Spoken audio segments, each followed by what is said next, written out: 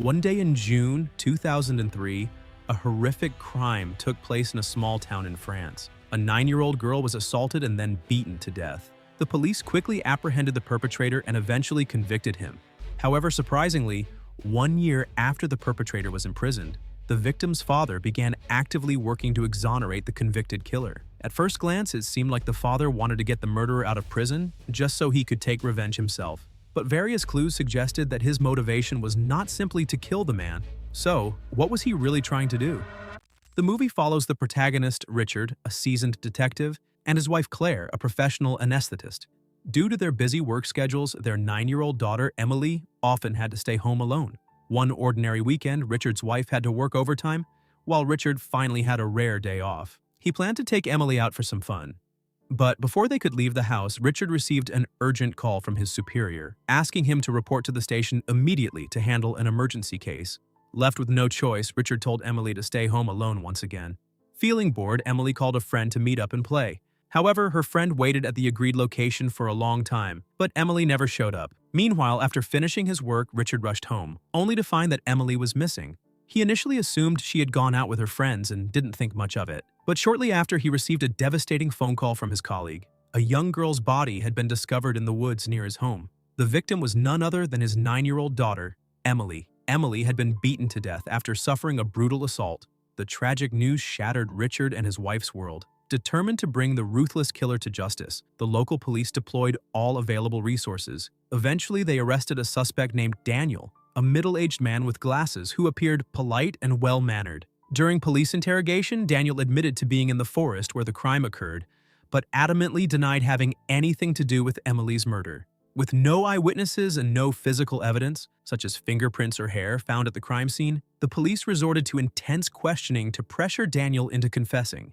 Eventually unable to withstand the psychological strain, Daniel confessed to killing Emily. With his confession in hand, the prosecution immediately moved forward with the case. However, during the trial, Daniel suddenly retracted his confession in court, accusing the police of coercing him into admitting to the crime. His defense lawyer seized the opportunity to argue that the investigating officers were all colleagues of the victim's father, meaning they could have been overly eager to solve the case and used unlawful methods against the defendant. Furthermore, the police had yet to present any solid evidence proving Daniel was the true perpetrator. Despite Daniel's and his lawyer's efforts to argue their case, the court ultimately ruled against him.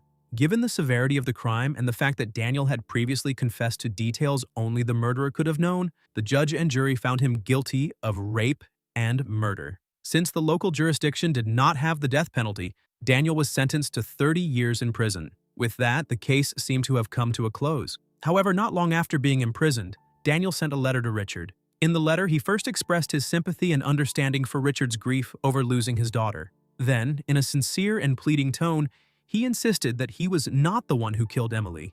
Daniel told Richard that his life had already been miserable, so he didn't care about being wrongfully convicted. However, he was deeply concerned that the real murderer was still at large and could harm other innocent girls. He begged Richard not to stop investigating until the true killer was caught. After reading the letter, Richard initially dismissed it as a desperate attempt to avoid responsibility. He didn't take it seriously until a year later, when something unexpected happened. While on duty one day, Richard heard a news broadcast on his car radio. The police in a neighboring district had just arrested a serial killer named Salinas, who had been roaming across France for years, targeting children who were alone. Over the past decade, multiple minors had fallen victim to his crimes. The news immediately reminded Richard of Daniel's letters. Over the past year, Daniel had been sending letters at regular intervals, repeating the same message, his innocence and his fear that the real killer would strike again. It was only at that moment that Richard began to suspect that Daniel might have been telling the truth. Determined to find out if the newly arrested Salinas was connected to Emily's murder, Richard obtained permission from his superior to review the case files related to Salinas' serial killings. His findings were shocking. Salinas' victims had all died in ways eerily similar to Emily. What made things even more suspicious was that Salinas had suffered a severe head injury in the past, which caused frequent memory lapses. He often confused details about his own crimes. In his statements, there was one particular case whose details didn't match any of his known victims, but they perfectly aligned with the circumstances of Emily's murder. Digging further, Richard discovered that Salinas had a cousin who lived near the forest where Emily was killed. According to the cousin, Salinas had endured years of abuse from his father, and the head trauma he suffered was a result of that abuse. Since then, Salinas had needed medication to manage his headaches and memory loss. 2 years earlier, around the time of Emily's murder, Salinas had been staying at his cousin's house. Coincidentally, there was a road construction project nearby, and Salinas had been working as a temporary laborer. During that period, his cousin had even scheduled a neurology appointment for him. When the cousin handed Richard the appointment slip, he was stunned. The date on the slip was the exact day Emily was murdered. This confirmed that Salinas had been in the area at the time of the crime. Following this lead, Richard reached out to the road construction team from back then. The team leader provided a crucial piece of information. On the day of the murder, Salinas had been assigned to drive a truck to dispose of construction waste. His route required him to pass through the very forest where Emily had been killed. After calculating the timeline, Richard realized that Salinas had driven through the forest at almost the exact time of Emily's murder. All the evidence pointed to Salinas being the true culprit. At Richard's request, the police brought Salinas in for further questioning and showed him a photo of Emily. However, Salinas firmly denied ever seeing the girl before, let alone killing her. He admitted that he had driven past the forest that day, but he insisted that he never stopped and had no knowledge of any crime occurring there. Despite Salinas's refusal to confess, Richard remained convinced that he was responsible for Emily's death. The reason was simple. Salinas had serious memory issues. It was entirely possible that he had simply forgotten committing the crime. That night, for the first time, Richard wrote back to Daniel in prison. He shared all of his recent findings and admitted that he now believed Salinas was the true murderer. However, he still lacked key evidence to prove his theory. If a witness could be found, it might be possible to exonerate Daniel and bring the real killer to justice. Upon receiving Richard's letter, Daniel was deeply moved. A relieved smile appeared on his face for the first time in 2 years. He then pulled out a thick stack of letters and began rereading them carefully. It turned out that, after his arrest, Daniel's gentle and refined appearance had earned him unexpected attention from women. Many female admirers, having seen his case on television and noticing the lack of solid evidence against him, refused to believe that he was a murderer. They sent him letters encouraging him not to give up on proving his innocence. Now, with newfound hope for his freedom, Daniel picked up a pen and wrote back to one of the women he had corresponded with most frequently. In his letter, he thanked her for her support and shared the promising news that he might soon be exonerated. After finishing the letter, Daniel asked his lawyer to ensure it was sent. Meanwhile, on the other side, Richard formally requested permission from his superior to reopen the investigation into Emily's murder. However, his request was met with firm rejection. His superior, wanting to avoid unnecessary trouble, was convinced that Daniel was the murderer. The case had already been closed, and reopening it would be an embarrassment for the police department. It would be like admitting they had made a grave mistake. With his request denied, Richard had no choice but to continue his investigation in secret. He then tracked down the neurologist who had treated Salinas. The doctor confirmed that Salinas did indeed suffer from chronic headaches and memory problems. However, beyond that, he couldn't provide any crucial information. Still, out of sympathy for Richard's loss, the doctor made an exception and gave him Salinas's full medical records. He hoped that these documents might help Richard finally determine whether Salinas was truly responsible for Emily's death. Hoping to confirm once and for all whether Salinas was the true murderer, Richard left the doctor's office and sought help from a journalist he knew, a woman who worked at a local television station. He asked her to broadcast an appeal for information, hoping to find a witness who might have seen something on the day of the crime. Shortly after the program aired, Richard's wife Claire saw it on TV. She had no idea that her husband had been secretly reinvestigating their daughter's murder behind her back. Furious, she confronted Richard at home. What enraged her even more was what she found in the study: a stack of letters from Daniel. As far as she was concerned, Daniel had been officially convicted as their daughter Emily's killer. How could Richard not only communicate with him, but even try to clear his name? Confused and heartbroken, Claire argued with Richard for hours. In the end, unable to accept what he was doing, she packed her bags and left for her parents' house that very night. But Claire wasn't the only one who disapproved of Richard's actions. When his superior at the police station saw the television broadcast, he was livid that Richard had acted on his own to reopen a closed case. Confronted by his furious boss, Richard spoke from the heart. He explained that his actions weren't driven by blind revenge. As a father, he needed to catch the true killer and bring justice for his daughter. But as a police officer, he couldn't allow an innocent man to take the blame while the real murderer walked free. Despite the obstacles, Richard's persistence finally paid off. Shortly after the broadcast, a woman with curly hair contacted the TV station. As it turned out, she had a habit of keeping a detailed journal. Her entries were so meticulous that she could recall exactly where she had been on the day of Emily's murder. That day, she had been jogging near the forest where Emily was killed. She distinctly remembered seeing a man walking out of the woods. At the time, she hadn't thought much of it, especially since the police had quickly arrested Daniel. But after watching the TV program, she realized that what she saw might be important. From her description of the man and the time she saw him, there was no doubt it was Salinas. And he had emerged from the woods right after Emily was murdered. With this new witness testimony, the case was officially reopened. During the retrial, Salinas continued to insist that he had never been in the forest that day and had nothing to do with Emily's death. However, given his memory lapses, coupled with the fact that the curly-haired woman had no connection to him and had no reason to lie, the court found Salinas guilty.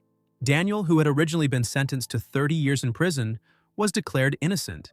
He was released and awarded 200,000 euros in compensation for his wrongful imprisonment. The case seemed to be over. But as those who watch our movie recaps regularly know, when the progress bar isn't at the end, the story isn't truly finished. Before walking free, Daniel retrieved a letter hidden inside his prison locker. This letter, his very first letter to Richard, contained a full confession. In gruesome detail, it described how he had assaulted and murdered Emily. That's right, Daniel was the real killer. All along, Richard had fought relentlessly, overturning the conviction of the very man who had murdered his daughter. And what was even more horrifying, Emily was Daniel's third victim. His first two murders had gone unnoticed because he had carefully hidden the bodies. To this day, the police had no idea that his crimes extended beyond Emily. Originally, Daniel had written the letter as a twisted way to taunt Richard, a cruel joke to inflict even more pain on the grieving father. But at the last moment, he changed his mind and hid the letter. Instead of sending his confession, he began writing letters proclaiming his innocence over and over again. Why? First, to torture Richard psychologically, and second, to earn his trust and pave the way for his own exoneration. Daniel had never truly believed that he would regain his freedom. But when Salinas, the real serial killer, was arrested, Daniel saw his opportunity. After receiving Richard's letter about the new suspect, Daniel immediately wrote to one of his most devoted female admirers, a woman who had been corresponding with him regularly. In his letter, he instructed her to lie. She was to pretend to be a witness and falsely testify that she had seen Salinas at the crime scene. To ensure that the prison guards wouldn't read the contents of his message, Daniel had his lawyer send the letter on his behalf. This devoted fan, the so-called curly-haired witness, was, in fact, the very woman he had manipulated into framing Salinas. She had given the police a fake name and address when she first came forward, making it impossible for them to trace her back to Daniel. And now, with his plan a complete success, Daniel sat in his prison cell, slowly chewing and swallowing his original confession letter, destroying the last piece of evidence that could have exposed him. A sinister smile crept across his lips. Upon his release, the first thing Daniel did was arrange a secret meeting with none other than the curly-haired woman who had helped him deceive the entire justice system. He sweet-talked her into handing over all the letters they had exchanged. Then, one by one, he burned them, erasing any evidence of their connection. With that taken care of, Daniel had one last thing to do. He paid a visit to Richard. On the surface, he came to express his gratitude, but in reality, he simply wanted to see Richard's face, to savor the sight of a man completely fooled. To Daniel, deceiving Richard and using him as a pawn to win his freedom was his greatest crime yet, even more satisfying than the murders themselves. Richard, on the other hand, was genuinely happy to see Daniel walk free. He invited him in, offering a drink to commemorate Emily's spirit. Daniel put on a somber face, pretending to share in Richard's grief. He took the glass, raised it in mock tribute, and downed the drink in one gulp. Moments later, his body went numb, his vision blurred. Then everything went black. When Daniel regained consciousness, he found himself bound tightly, trapped in the very forest where Emily had been murdered. Richard stood before him. In truth, Richard had never fully believed that Salinas was the killer. For a brief moment, he had doubted himself. But after reviewing Salinas's medical records, the truth became clear again. Salinas had a congenital disorder, one that made it physically impossible for him to assault the victims before killing them. The only reason Salinas never mentioned this to the police was his own wounded pride as a man. Once Richard realized Daniel was lying, he devised a plan. He played along. He pretended to believe Daniel's innocence. He worked tirelessly to free him from prison. And now, Daniel was right where Richard wanted him. Daniel, who had thought he was the hunter, now realized he was the prey. Richard buried him alive in the exact spot where Emily had died. Days later, news reports surfaced about Daniel's mysterious disappearance. The media speculated that he had taken his 200,000 euros compensation and started a new life somewhere far away. But not everyone believed that story. Claire and Richard's police superior immediately understood what had really happened. They saw the news, they saw through the lie, and they understood why Richard had done what he did. A few days later, Claire returned home. Their daughter was gone, and nothing could bring her back. But knowing that her murderer had finally paid the price brought them some measure of peace. As for the police chief, he chose to turn a blind eye. After all, in a country without the death penalty, sometimes the justice system simply wasn't enough. Counter-Investigation, released in 2007, is a hidden gem of a crime thriller. Despite its small budget, it delivers a gripping story packed with unexpected twists, especially in the final moments when not one but two shocking reveals leave the audience reeling. It's a film that keeps you guessing until the very end, much like The Invisible Guest, the Spanish thriller that we are going to recap soon. If you love mystery and suspense films, don't forget to like and subscribe. See you in the next one.